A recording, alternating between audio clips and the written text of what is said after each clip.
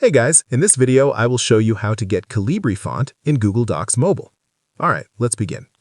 First, open Chrome on your phone and search for Google Docs. Tap the first link that appears to open Google Docs in your browser. Next, tap the three dots in the top right corner and select Desktop Site. This will allow you to access all desktop features on mobile. Once the desktop site is open, sign in with your Google account if you haven't already.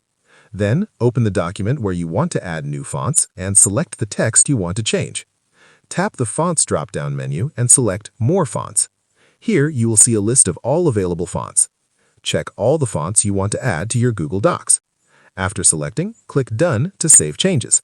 Now, Calibri is available and you can apply it to your text anytime directly from Google Docs on your mobile device. So, that's basically how you can get Calibri font in Google Docs Mobile. And that's it for this video. If you found this helpful, consider subscribing and giving this a big thumbs up. Thanks.